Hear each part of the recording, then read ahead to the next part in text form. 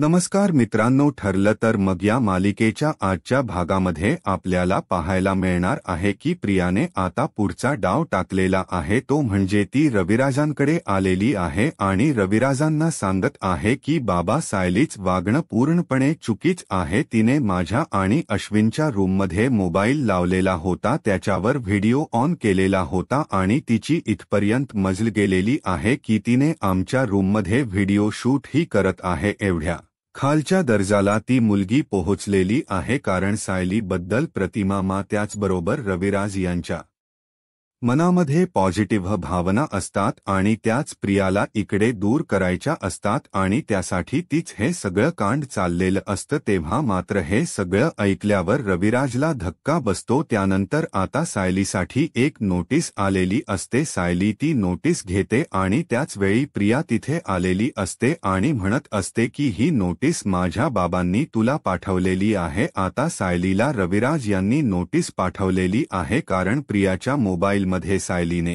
Camera लावून केलेला होता आणि हे सगळं का केलेला आहे यासाठी विचारण्यात ती नोटीस पाठवलेली असते. तेव्हा सायलीला प्रिया म्हणत असते की आता निवांत उत्तर दे. सायलीला मात्र धक्का बसलेला आहे. हे सगळं काय आहे हा प्रश्न सायलीला पडलेला आहे. त्यानंतर आपल्याला पाहायला मिळणार आहे की अर्जुन आणि सायली हे मूव्हीला जाऊन आलेले आहेत आणि अर्जुन सायलीला आणखी एक नोटीस मिळालेली आहे आणि ती नोटीस घेऊन विमल तिथे आलेली असते आणि विमल जेव्हा ती नोटीस घेऊन तिथे येते तेव्हा मात्र अर्जुन आणि सायली ती नोटीस पाहतात. सायली विचारते काय आहे हे सगळं. तेव्हा अर्जुन सांगू लागतो की ही जी नोटीस आहे ती दामिनीला पाठवलेली आहे. उद्या कोर्टामध्ये आपल्याला हजर राहावे लागणार आहे. आता हे सगळं काय घडलेलं आहे, नक्की अर्जुन कोणते पुरावे सादर करणार हे आपल्याला आजच्या या व्हिडिओमध्ये पाहायला मिळणार आहे. त्यासाठी हा व्हिडिओ शेवटपर्यंत पहा, कारण अर्जुन तर पूर्ण वाट लावणार आहे, ती म्हणजे दामिनीची. त्याच्या हाती असे जबरदस्त पुरावे मिळालेले आहेत. चॅनलवरती जर तुम्ही नवीन असाल तर चॅनलला नक्की सबस्क्राईब करा, त्याचबरोबर हा व्हिडिओ शेवटपर्यंत पहा. त्याचबरोबर व्हिडिओला लाईक करा. तुमचा लाईक हा आमच्यासाठी खूपच महत्त्वाचा आहे. इकडे प्रतिमा रविराजकडे आलेली असते. ती रविराज बरोबर बोलत असते. रविराजला विचारत असते की आज ना खरंच खूप बरं वाटलेलं आहे कितीतरी दिवसानंतर, कारण मला ना खूप भीती वाटत होती की नक्की काय होईल, नक्की गोष्टी कशा पद्धतीने घडतील हा प्रश्न तिने उभा केलेला असतो. आणि प्रतिमा रविराजला म्हणत असते की मला ना कळतच नव्हतं की नक्की काय करायचं आहे, कारण काहीही झालं तरीही आज तन्वीनं जे करायला हवं होतं ते सायलीनं केलेलं आहे. मला कधी वाटलंच नव्हतं की तुम्ही माफ कराल तिला, पण तुम्ही जे माफ केलेलं आहे ते बघून मी खरंच खुश झालेली आहे. हे सगळं सायलीमुळे शक्य झालेलं आहे. सायलीन तुम्हाला दाखवून दिलं तिने वाट स्वतःच्या संसाराचाही विचार केला नाही, स्वतःचा संसार त्याग करायला निघाली. रविराज म्हणत असतात की काहीही झालं तरीही शेवटी मीही मुलीचा बाप आहे आणि तन्वी म्हणजे माझ्यासाठी एकुलती एक आहे. फक्त त्या गोष्टीची समज मिळणं मला गरजेचं होतं आणि ती मला मिळालेली आहे, असं रविराज बोलत असतो. आणि तो म्हणत असतो, इकडे प्रतिमा म्हणत असते की तुम्हाला रविराज सांगू काही गोष्ट, कारण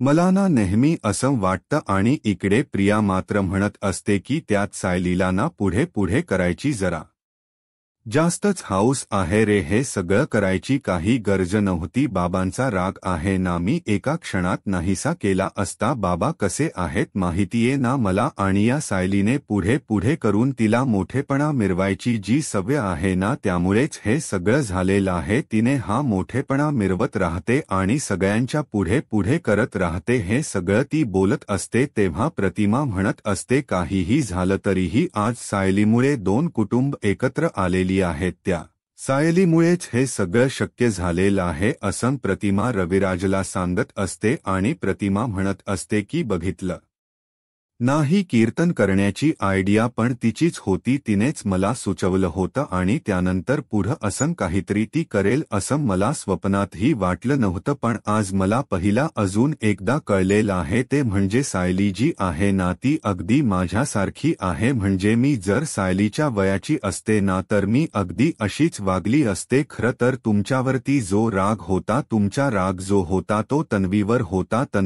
तन्वीने स्वतः येऊन तुमचा राग घालवायला पाहिजे होता, तुमच्याशी बोलायला पाहिजे होतं. पण आज इथं घडलेलं असं आहे की तन्वी तुमच्याशी येऊन बोलली नाही, तर सायलीने तुमचा राग निवळलेला आहे. सायली तुमच्याशी बोललेली आहे. सायलीने दाखवून दिलेला आहे की काय गरजेचं होतं. सायलीने आपल्यासमोर आणलेला आहे की कशा पद्धतीने वागणं गरजेचं होतं. हे सगळं प्रतिमा बोलत असते तेव्हा मात्र प्रतिमा म्हणत असते की काहीही झालं तरीही सायली खरंच खूप गुणी मुलगी आहे आणि सायलीमुळेच ह्या सर्व गोष्टी शक्य होऊ शकतात लेले आहेत असं प्रतिमाचं म्हणणं असतं. इकडे प्रिया म्हणत असते की त्या सायलीला खूप पुढे पुढे करायची हाऊस आहे ना, तिच्यामुळेच हे सगळं होत असताना आता तिलाच निस्तू दे, काय निस्तरायचं ते आपण, काय करायची गरज आहे, आपल्याला काय करायचं आहे असं इकडे ती बोलत असते. आणि या सायलीमुळे हे सगळं झालेलं आहे. या बाबांचा राग काय मी एका क्षणात घालू शकले असते, एवढं काय अवघड नव्हतं. माझ्या बाबांचा राग घालवणं, काहीही झालं तरीही बाबा माझ्यासाठी किती महत्वाचे आहेत हे मला माहितीच आहे असं तीच बोलणं सुरू झालेलं असतं. इकडे अश्विन म्हणत असतो, नाहीतर काय बघितलं ना पूर्णाजी आणि ममाने कस तिला ढकलून लावलेला आहे, कारण तिला त्यांना कळलेलं होतं की तिची लायकी काय आहे ती, आणि म्हणूनच तिला लायकी दाखवलेली आहे आणि तिचे उपकार आहेत ते लगेचच धुडकावून लावलेले आहेत. प्रिया म्हणत असते, हो ना, तिने कितीही काही केलं तरी घरातल्यांना मात्र कळणार आहे की तिची काय लायकी आहे ते, आणि तेच बरोबर आहे. इकडे प्रतिमा म्हणत असते की मी सायली सारखीच वागली असते. हे जेव्हा रविराजांना कळतं तेव्हा रविराज मात्र पाहतच राहतात. रविराजला धक्का बसलेला असतो, कारण कुठेतरी सायलीच वागणं त्यांना प्रतिमा सारखं, आपल्या छोट्या तन्वी सारखं वाटत असतं आणि ही गोष्ट त्यांच्याही लक्षात आलेली असते. त्यांनाही कळत असतं की कुठेतरी आपण काहीतरी चुकतोय का, कारण निस्वार्थी किती असावं हे सायलीकडं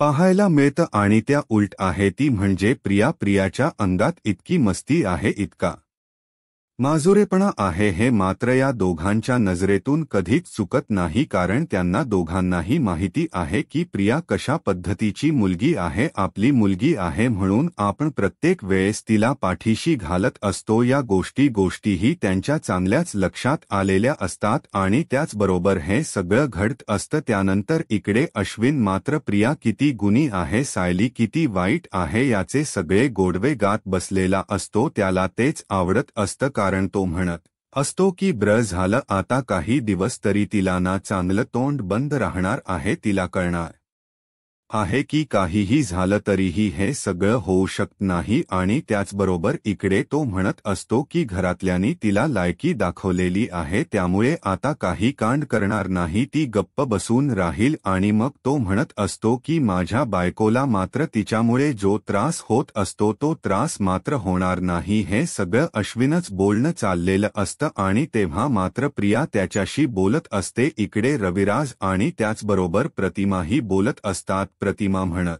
असते, मला असं वाटलेलं की काहीही झालं तरीही मला असं वाटलं होतं सायलीने जे केलेलं आहे ते खरंच खूप भयानक होतं. माझं मन मला म्हणत होतं की जर समजा तुम्ही जर तिथं माफ केलं नसतं आणि सायलीने स्वतःच्या संसाराचा त्याग केला असता तर. हे जेव्हा प्रतिमा बोलत असते तेव्हा रविराज म्हणतात, काय झालं अगं, काही झालं तरी मी एवढा रागावणारा नाही, हे तुलाही माहिती आहे ना, असं रविराज सांगत असतात. त्यानंतर इकडे दुसऱ्या दिवशी पाहायला मिळतं की इकडे अर्जुन आणि सायली बोलत असतात. अर्जुनच्या हातामध्ये फाईल असते आणि विलास मर्डर केस बद्दल त्यांचं बोलणं चाललेलं असतं. अर्जुन म्हणत असतो की ती जी आहे ना तन्वी, म्हणजे मला सांगा की विलास आणि तन्वी यांचं नातं कसं होतं तेव्हा सायली सांगत असते की तन्वी मात्र विलास काकांशी व्यवस्थित वागायची तेव्हा अर्जुन तिलाला विचारत असतो परंतु मला आणखी काही गोष्टी हव्या आहेत ते म्हणजे विलासला तन्वी घेऊन आलेली याबद्दल तुम्हाला कधी काही वाटलं होतं का म्हणजे ते दोघे एकत्र आहेत किंवा आधीपासून एकमेकांना ओळखत आहेत तेव्हा सायली सांगत असते की विलास काकांना तन्वीच घेऊन आलेली होती आश्रमात येताना आणि तिने स्वतःहूनच त्यांना आणलेलं होतं या गोष्टी ती बोलत असतात त्यानंतर आपल्याला पाहायला मिळतं सायली वारंवार ज्या गोष्टी सांगत असते अर्जुनला बोलत असते अर्जुन म्हणत असतो की नक्की काय म्हणायचं तुम्हाला असं सायलीला विचारत असतो तेव्हा सायली म्हणत असते की जेव्हा या सर्व गोष्टी घडत असतात तेव्हा मात्र इकडे विलास काका आणि त्या दोघांनी हे सगळं काहीतरी केलं असेल असं आम्हाला कधी स्वप्नातही वाटलं नव्हतं तेव्हा अर्जुन म्हणत असतो आठवून सांगा ब्र मला ते कधी बाहेर एकत्र गेलेले का म्हणजे तुम्हाला आठवत्य का बघा ब्र सायली आठवत असते आणि त्याच वेळी तिथे पोहोचलेला असतो तो म्हणजे चैतन्य म्हणत असतो किती बोर कप्र आहात तुम्ही दोघं मलाच खरंतर ना इतकं बोर होत ना तुमच्याकडे बघून अरे कस आहे माहिती आहे का अर्जुन एक गोष्ट लक्षात ठेव काहीही झालं तरीही तुझ्या ही गोष्ट लक्षात का येत नाहीये की आत्ता मी काय सांगतोय ते बघ जरा एकदा असं म्हणत बोललं जात असतं आणि तेव्हा चैतन्य जो आहे तो अर्जुनला म्हणत असतो की अरे तुमचं लग्न जरी आत्ता आधी झालेलं असलं तरीही तुम्ही एकमेकांच्या प्रेमात जे आहे ते आत्ता पडलेले आहात त्यामुळे जरा रोमँटिक रहा तुमच्या रोमांचच्या गप्पा खरंच ऐकून माझ्या अंगावरती रोमांच आलेल्या आहेत कारण तुमच्या गप्पा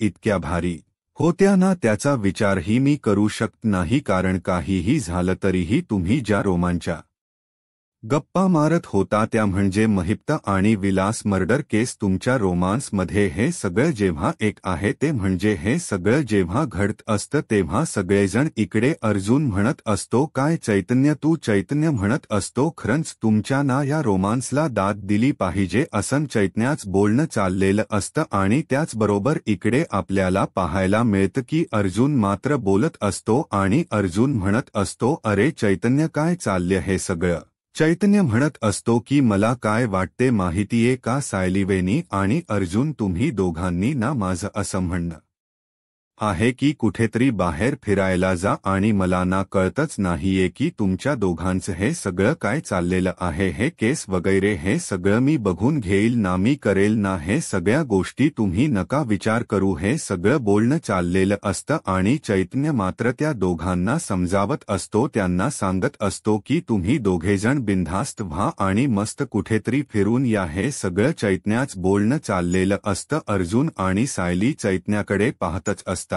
कारण चैतन्य म्हणत असतो की तुम्ही बोर कपला आहात एकदम बोरिंग आहात आणि मग तो म्हणतो की मी तुमच यासाठी आता काहीतरी करणार आहे आणि काहीतरी करणार आहे म्हणत चैतन्याने आता एक गोष्ट केलेली आहे आणि ती म्हणजे चैतन्याने आता दिलेले आहेत ते म्हणजे मूळचे तिकीट अर्जुनला म्हणतो तुला काही जमणार नाहीये पण मी मात्र हे सगळं केलेलं आहे आणि हे जे मूळचे तिकीट्स आहेत मी फक्त आणि फक्त तुझ्यासाठी आणलेले आहेत हे सगळं सांगितलेलं असतं आणि जेव्हा या सर्व गोष्टी घडत असतात तेव्हा मात्र इकडे चैतन्याने स्पष्टपणे या गोष्टी क्लिअर केलेल्या असतात की काहीही झालं तरीही आता महत्त्वाची गोष्ट आहे आणि ती तुला करावीच लागेल आणि त्याचबरोबर इकडे पाहायला मिळतं की हे सगळं जेव्हा घडत असतं तेव्हा मात्र इकडे चैतन्य त्याचबरोबर हे सगळेजण बोलत असतात आणि अर्जुन म्हणत असतो की हे जे काही चाललंय ना तुझं चैतन्य तेव्हा चैतन्य म्हणतो हे जे थिएटर आहे ना ते आपल्या घराच्या जवळ आहे तुम्ही दोघेजण मस्त मूव्हीला जा आणि या मूव्ही याच्यासाठी जे काही लागणार आहे ते सगळं मी बघून घेईल आणि त्याची काळजी मात्र तुम्ही करू नका हे सगळं बोलणं सुरू झालेलं असतं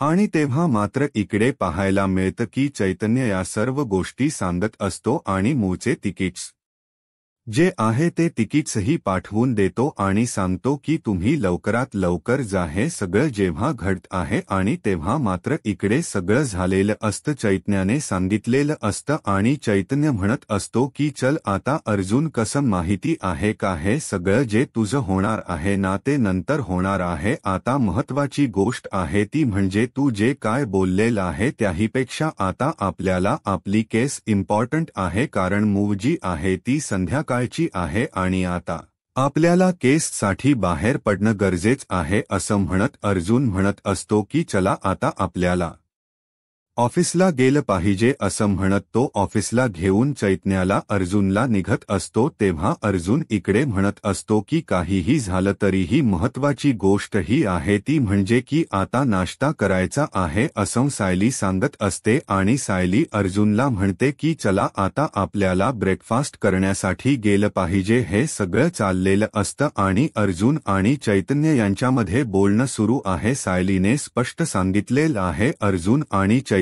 हे दोघेही आता इथे आलेले असतात आणि त्यांच्या दोघांमध्ये हे सगळं बोलणं सुरू झालेलं असतं. त्यानंतर आपल्याला पाहायला मिळतं की जेव्हा या सर्व गोष्टी घडत असतात तेव्हा मात्र इकडे अर्जुनने अक्षरशः अर्जुनच्या समोर चैतन्याने अक्षरशः हात जोडलेले असतात आणि सांगितलेलं असतं की काहीही असलं तरीही महत्वाच्या गोष्टी ह्या आहेत त्या आपल्याला डिस्कस करणं गरजेचंच आहे. आणि त्याचबरोबर त्यांच्या दोघांच बोलणं सुरू आहे. सायलीने त्यांना सांगितलेलं आहे की चला लवकर नाश्ता तयार आहे आणि आपल्याला नाश्ता करण्यासाठी गेलं पाहिजे. आणि आता अर्जुन सायली रोमॅन्टिक झालेले असतात. दोघेही आता खाली येतात आणि तेव्हा सायली तिथं आलेली असते आणि प्रिया मात्र कल्पनाला आणि त्याचबरोबर अश्विनला नाश्ता वाढत असते. म्हणजे आपण स्वतः किती मोठे आहोत हे दाखवण्याचं ते जिज कांड असतं. नेहमीप्रमाणे तीच जे बोलणं चाललेलं असतं त्या गोष्टी तिथे सुरू झालेल्या असतात आणि तेव्हा मात्र इकडे पाहायला मिळतं की हे सगळं जेव्हा घडत असतं तेव्हा इकडे अर्जुन आणि चैतन्य तिथे आलेले असतात. अर्जुन म्हणत असतो की बायको, तू जो नाश्ता बनवलेला आहे ना तोच नाश्ता मला दे. कस माहिती का, मला फूड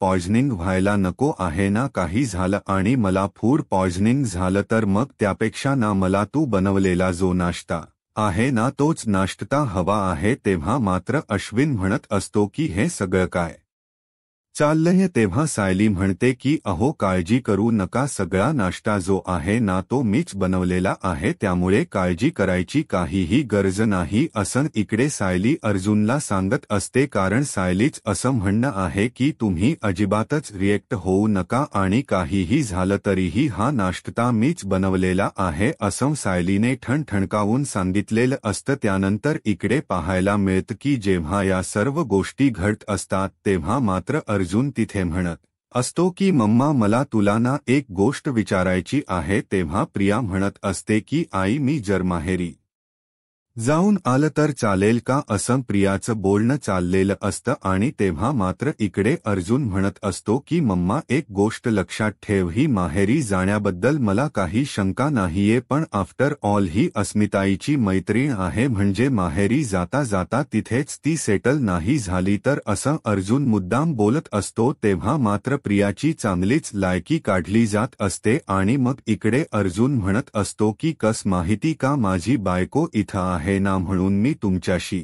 नीट तरी बोलतो. एवढं लक्षात ठेव, जर माझ्या बायकोने माझ्यावरती कंट्रोल केला नसता, तिने मला सांगितलं नसतं ना, मी तुला वेळीच आवर घातला असता. एवढं लक्षात ठेवायचं आहे. अश्विन मात्र चिडत असतो. तेव्हा प्रिया म्हणत असते की काळजी करू नको अश्विन, हे अपमानांची या सगळ्याची मला सवय झालेली आहे, बोलू दे, काय बोलायचं ते मला फरक पडत नाहीये. आणि इकडे अश्विन मात्र ओरडायला तयारच असतो. तेव्हा सायली येते, डबा भरून घेऊन येते आणि म्हणते की अहो हाच डबा घ्या आणि निघा तुम्ही, याच्यामध्ये जेवण नाश्ता सगळं दिलेलं आहे असं सायलीने ठणकावून सांगितलेलं असतं आणि त्या दोघांना जायला सांगितलेलं असतं. आणि इकडे सायलीने रियाची बाजू घेत या सर्व गोष्टी केलेल्या असतात आणि इकडे अर्जुनला जायला सांगितलेलं असतं. अर्जुन आता ऑफिसला जायला निघतो आणि इकडे चैतन्य आणि अर्जुन जाताना मात्र म्हणत असतात की बघा, विचार करा, अस्मिताई कशी आहे माहिती का, माहेर येत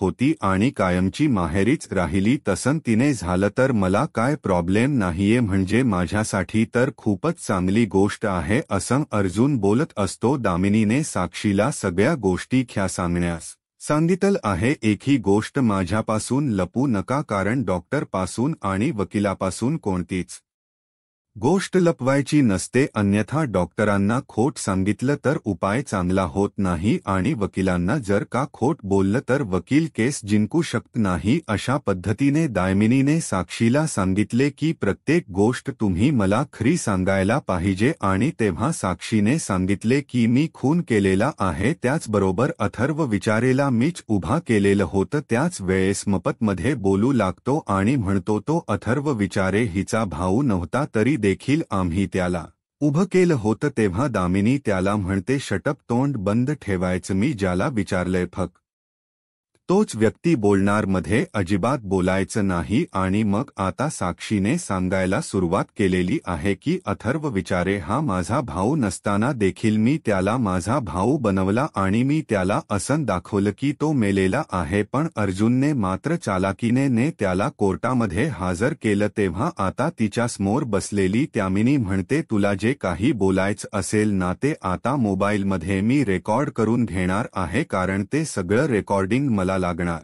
आहे. खरं तर हे ऐकल्यावर साक्षीला थोडा धक्का बसलेला असतो, कारण याचा उलट सुद्धा उपयोग केला जाऊ शकतो असं तिला वाटत असतं. ती महिप्तकडे पाहते पण महिप्त तिलाच म्हणतो आणि आता साक्षीने सांगायला सुरुवात केलेली आहे जे काय असेल ते सगळं मोबाईलवर आता रेकॉर्ड होणार आहे आणि दामिनीने ते सगळं रेकॉर्ड करून घेतलेलं आहे. दामिनीने मोबाईल सुरू केलेला आहे आणि तो साक्षीच्या समोर ठेवलाय आणि जे काय झालेलं आहे आतापर्यंत जेवढं खोट बोललेलं आहे, खोटे पुरावे सादर केलेले आहेत, ते सगळं सांगायचं असं तिने सांगितलेलं आहे. तेव्हा साक्षी सांगायला सुरुवात करते, पहिल्यांदा मी शिवानी नावाच्या मुलीला खोटी साक्षी द्यायला लावली होती, कारण मी तेथे नव्हते. जेव्हा मी बारमधून बाहेर पडले तेव्हा अर्धा तास मी तेथे नव्हतेच. मला दाखवायचं होतं की मी बारच्या बाहेरच तिथे आहे आणि म्हणूनच मी शिवानी नावाच्या मुलीला सांगितलेलं होतं की तिने मला पाहिलेला आहे. मी ड्रायव्हिंग करत होते आणि माझ्या कारमधून उतरून मी उलट्या करत होते असा जबाब मी तेथे द्यायला लावला आणि शिवानीने तो जबाब दिलेला होता. पण त्याच वेळेला अर्जुनने शिवानीला उलटसुलट प्रश्न विचारून माझा जबाब हा खोटा आहे असं तेथे सिद्ध केलेलं होतं. शिवानी माझ्यासाठी खोट बोललेली आहे असं तिने स्वतःहून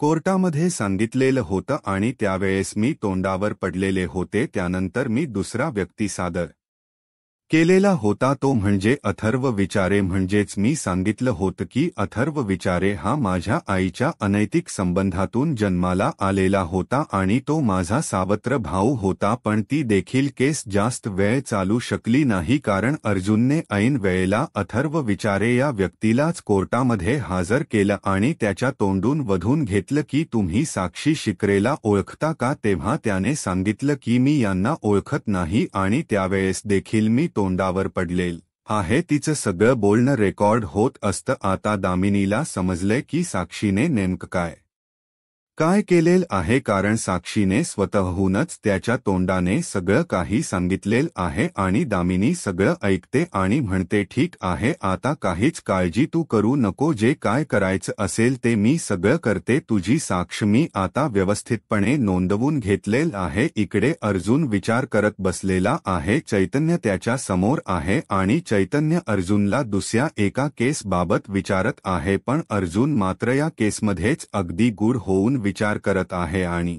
चैतन्य त्याला विचारतोय काय झालंय अहो साहेब, जरा इकडे लक्ष देता का, आपण दुसऱ्या केस विषयी बोलतोय.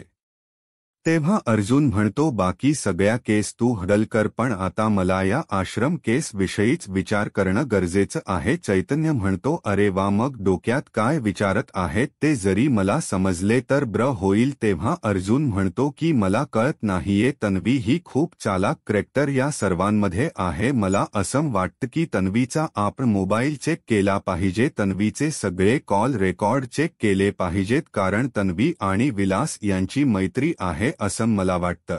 आणि म्हणूनच विलास आणि तन्वी हे दोघेही त्या दिवशी आश्रमामध्ये माघारी आलेले होते. ते दोघेही माघारी येण्याचा काहीतरी संबंध आहे, पण तो आपल्याला सिद्ध करता येणार नाही. आणि तो जर का सिद्ध करायचा असेल तर तन्वी म्हणजेच प्रिया हिचे सगळे कॉल रेकॉर्डिंग खुनाच्या रात्रीचे आपल्याला चेक करणं गरजेचं आहे. असं आता त्याने चैतन्याला सांगितलेलं असतं, तर इकडे सायली स्वयंपाक करत असते. सायली सगळा स्वयंपाक करून उरकून ते आता मूवला जाणार असते आणि त्याच वेळेला तेथे कल्पना येऊन बसलेले असते. कल्पना तिच्या समोरच येऊन बसलेले असते, पण ती सायलीला अजिबात बोलत नसते आणि कुठल्याच गोष्टीत मदत देखील करत नसते. सायलीने स्वतःहून सगळा स्वयंपाक संपवलेला असतो आणि आता ती तिला सांगायला आलेली असते की मी आज मूवला जाणार आहे. अगोदर सर्व गॅस कट्टा वगैरे ती व्यवस्थित पुसून घेते. कल्पना मात्र तिच्याकडे कसलंच लक्ष देत नसते. कल्पना असं दाखवत असते की मी काहीतरी कामामध्ये गर्क झालेली आहे आणि माझं तुझ्याकडे अजिबात लक्ष नाहीये. तर इकडे चैतन्य आणि अर्जुन ते दोघेही अजूनही बोलत असतात. चैतन्य अर्जुनला म्हणत असतो, आपल्याला त्या दिवशीचे सगळे कॉल रेकॉर्ड चेक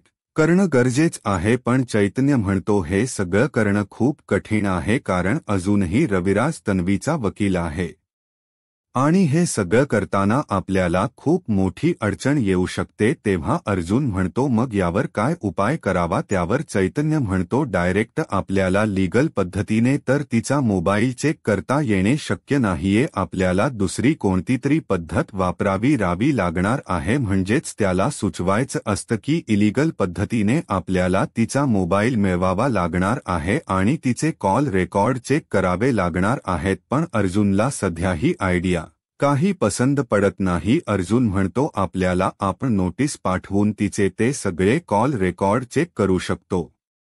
चैतन्य म्हणतो, पण या सर्व गोष्टींना खूप वेळ लागू शकतो. अर्जुन म्हणतो, काही जरी झालं तरी आपल्याला कॉल रेकॉर्ड्स मात्र चेक करावेच लागणार आहेत, कारण त्या कॉल रेकॉर्ड्समध्ये आपल्याला खूप सारे पुरावे मिळू शकतात. आजपर्यंत उलगडलेल्या कितीतरी गोष्टी त्या कॉल रेकॉर्डमधून उघडू शकतात असं मला वाटत आहे. त्याच वेळेला चैतन्य विषय बदलतो आणि म्हणतो, अहो महाशय, तुम्ही एक गोष्ट विसरून गेला वाटतं. अर्जुन म्हणतो, काय? तेव्हा चैतन्य म्हणतो, आज तुम्हाला मूव्ही डेटला जायचं आहे, ते तुम्ही विसरून गेलात का? कारण सायली घरी वाट पाहत असेल. तेव्हा अर्जुन एकदम स्मित हास्य करतो आणि म्हणतो, हो, खरं ही गोष्ट मी विसरलोच होतो, पण अजून थोडा वेळ आहे.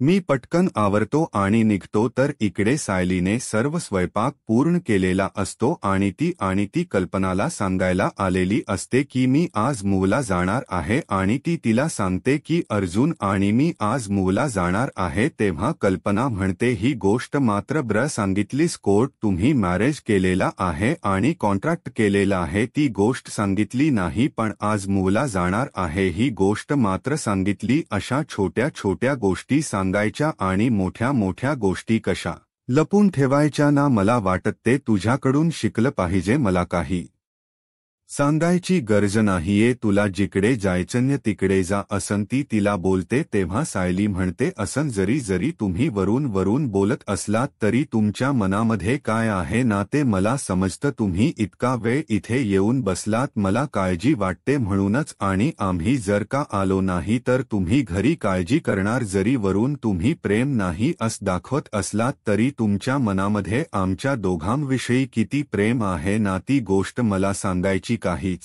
गरज नाहीये. तरी देखील मी तुम्हाला सांगते की आम्हाला थोडासा उशीर होऊ शकतो. तुम्ही जेवण करा आणि आराम करा. आमची काळजी अजिबात करू नका. कल्पना मात्र तिच्याकडे पाहत देखील नसते. कल्पना तिला काहीच बोलत नसते आणि जे काही बोलत असते ते सगळं टोचूनच बोलत असते. पण सायली मात्र तिला असा दिलासा देऊन सांगत असते की तुम्ही आमच्यावर प्रेम करताय ही गोष्ट तुमच्या चेहऱ्यावर जरी दिसत नसली तर तुमच्या मनामध्ये आहे आणि ते सांगण्याची मला काहीच गरज नाहीये. एवढं बोलून सायली तिच्या समोरून निघून गेलेली असते तर इकडे प्रिया, रविराज, नागराज आणि प्रतिमा यांच्या जवळ बसलेले आहे. प्रतिमा प्रियाला म्हणते की बरं झालं आज सायलीने हे सगळं केलं.